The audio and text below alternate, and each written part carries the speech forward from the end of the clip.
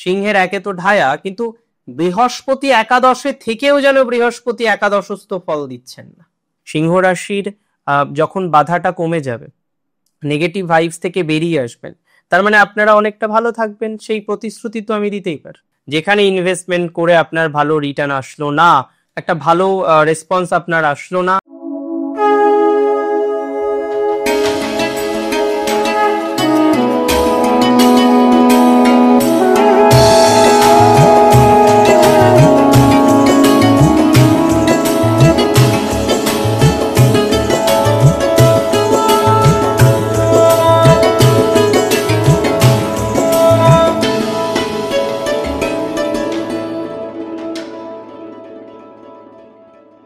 নমস্কার, জয় শ্রী গণেশ, স্বাগতম আপনাদের প্রত্যেককে। আলোচনা করছি যে রাশিটিকে নিয়ে, সেটি হলো সিংহ। এবং সিংহ রাশির জাতক জাতিকাদের গুরুচণ্ডালের প্রভাব থেকে যখন আপনারা মুক্ত হবেন, তার ইম্প্যাক্ট কেমন আসতে পারে, আজকে সেই বিষয় নিয়ে অনেক তথ্য দেব। আপনাদের প্রথমেই জানাই, আপনারা বর্তমানে একটি বিশেষ গ্রহযোগে আছেন, বিশেষ গ্রহযোগের প্রভাবে আছেন, বেটার টু সে একটি বিশেষ গ্রহযোগের প্রভাবে আপনারা বারবার প্রভাবিত হচ্ছেন। সেটি হলো গুরুচণ্ডালের একটা প্রভাব। আর এই গুরুচণ্ডালের প্রভাব আসছে বলেই আপনি কিন্তু আজকে খুব বেশি টেনশনে থাকেন।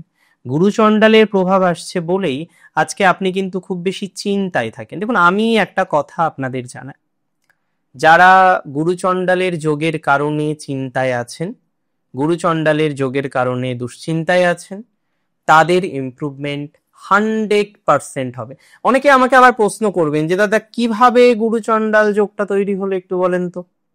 আমরা তো শুনেছি গুরু বৃহস্পতি এবং অনেক ক্ষেত্রে রাহু একত্রে থাকলে গুরুচণ্ডাল যোগ তৈরি হয়, কিন্তু এখানে গুরুচণ্ডাল যোগটা তৈরি হলো কি করে? Many of you may ask me same question. দেখুন, আমি আপনাকে বলি, গুরু বৃহস্পতি আছেন বায়ু তত্ত্বের একটি রাশিতে, যে রাশিটি হলো মিথুন রাশি। রাহু বর্তমান সময়ে যে রাশিটিতে রয়েছেন সেটি হচ্ছে কুম্ভ রাশি। এবং আপনাদের জানিয়ে দিই, এই কুম্ভ রাশি এবং মিথুন রাশি, দুটি রাশি কিন্তু বায়ু তত্ত্বের রাশি। আর বায়ু তত্ত্বের রাশি হওয়ার কারণে তারা অনেকটাই কিন্তু সেম ইনফ্লুয়েন্স কারেন্টলি দিচ্ছিল, যে কারণে সিংহের একে তো ঢায়া, কিন্তু বৃহস্পতি একাদশে থেকেও যেন বৃহস্পতি একাদশস্থ ফল দিচ্ছেন না। বৃহস্পতি একাদশে আছেন, কিন্তু বৃহস্পতি একাদশে থেকেও যেন একাদশস্থ পূর্ণাঙ্গ ফলাফল আপনাকে দিচ্ছে না, বা একাদশস্থ ফলাফল আপনারা পাচ্ছেন না।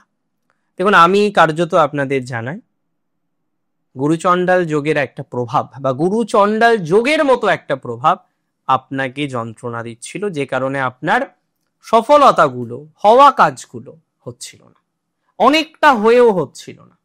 সিংহ একটা জিনিস ফিল করেছেন, 100% ফিল করেছেন, যে এই সময়ে অনেক সুযোগ এসছে, অনেক সুবিধা এসেছে, কিন্তু কোনো সুযোগকেই আমরা কাজে লাগাতে পারিনি। সিংহ কোনো সুযোগকেই কাজে লাগাতে পারেননি। তাহলে যে সমস্ত সিংহ রাশির জাতক জাতিকারা সুযোগগুলোকে কাজে লাগাতে পারেননি, আমি মনে করি তাদের ক্ষেত্রে কিন্তু ইমপ্রুভমেন্টের জায়গাটা অনেকটা বৃদ্ধিপ্রাপ্ত হবে, বা বৃদ্ধিপ্রাপ্ত হতে পারে।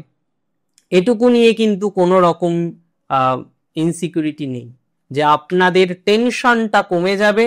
আপনাদের টেনশন যখন কমে যাবে, আমার মনে হয় সেক্ষেত্রে পজিটিভিটির জায়গাটা অনেকটা বাড়তে পারে। আপনার নিজের প্রতি কনফিডেন্স লেভেলটা কিন্তু বৃদ্ধিপ্রাপ্ত হবে। এর আগে আমরা কি দেখলাম জানেন? আপনার সব হচ্ছে, সব ঠিক করতে পারছেন, কিন্তু আপনি খেয়াল করে দেখুন, কোনো না কোনো ভাবে আপনি নিজেকে স্টেবল করতে পারছেন না, কোনো না কোনো ভাবে আপনার পূর্ণাঙ্গ টেনশন যাচ্ছে না, আপনার কোনো না কোনো ভাবে চিন্তা থেকে যাচ্ছে। আর এই চিন্তা যদি থেকে যায় তাহলে মুশকিল। মেনি অফ ইউ, আপনাদের অনেকে আমাকে প্রশ্ন করেছেন যে দাদা, চিন্তা থেকে কি করে বেরোতে পারবো, কি করে চিন্তা থেকে বেরোনো সম্ভব, কি করে দুশ্চিন্তা থেকে বেরোনো সম্ভব? আমি আপনাকে বলছি, বর্তমান যে পরিস্থিতিতে আপনি আছেন, সেই পরিস্থিতির সাপেক্ষে আপনার চিন্তা, আপনার দুশ্চিন্তা অনেকটাই কিন্তু মিটে যেতে পারে, আপনার চিন্তা বা দুশ্চিন্তা মিটে যাবে। যখনই আমরা দেখব এই গ্রহযোগের প্রভাবটা কমে যাচ্ছে, আমার মনে হয় সেক্ষেত্রে ভালো প্রভাবটাই আসবে। যদি দেখা যায় এই গ্রহের প্রভাব সেম থাকে, তাহলে কিন্তু এই মুহূর্তে পুরোপুরি চিন্তা আপনি রিলিজ করতে পারবেন না।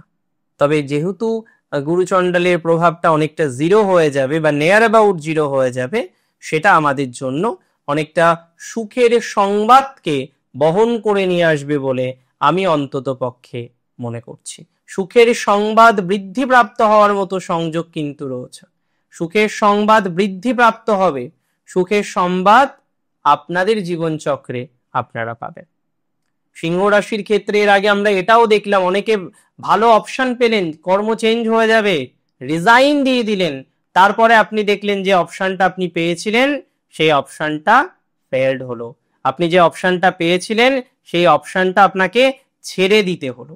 তাহলে যে সমস্ত জাতক জাতিকারা অফার পেয়েছিলেন, অপশন পেয়েছিলেন, কিন্তু অপশন পাওয়ার পর অপশনটা ছেড়ে দিতে হলো বা কোনো কারণে ভোগ করতে পারলেন না, আপনিই জানেন যে কতটা কষ্টের মধ্যে, কতটা যন্ত্রণার মধ্যে আপনি আছেন।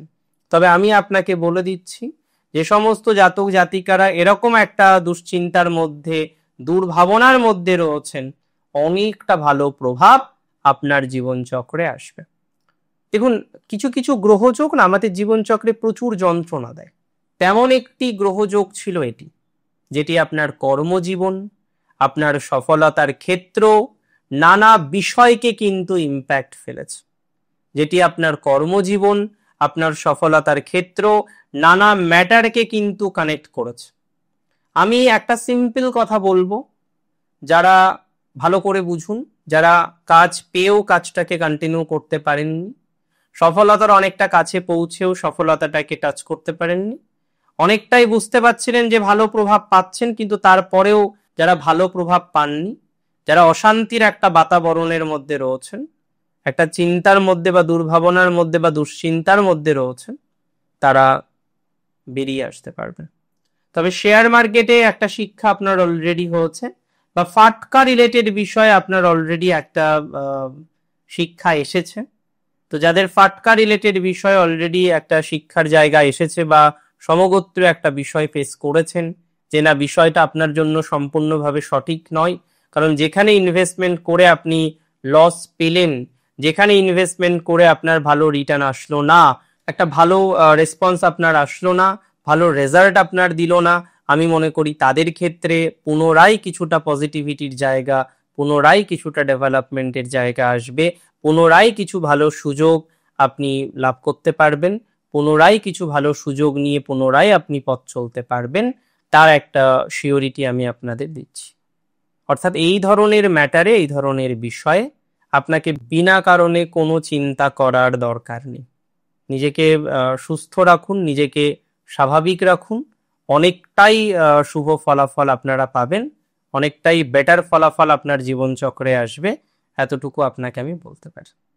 আর মোস্ট ইম্পর্টেন্ট সিংহের জন্য ছিল যে আটকে থাকা কাজ, মোস্ট ইম্পর্টেন্ট ছিল ফাইন্যান্স, মোস্ট ইম্পর্টেন্ট ছিল ফাইন্যান্সিয়াল একটা ডিস্টারবেন্সের জায়গা, মোস্ট ইম্পর্টেন্ট ছিল ফাইন্যান্সিয়াল ব্রেকডাউন থেকে বেরোনো। সো যারা ফাইন্যান্সিয়াল ব্রেকডাউন থেকে বেরোতে পারছেন না ফর ল্যাক অফ ওয়ার্ক, যদি আজকে কাজ না থাকে, ভালো করে বুঝুন, যদি কাজ আজকে ভালো না থাকে তাহলে প্রবলেম হবে।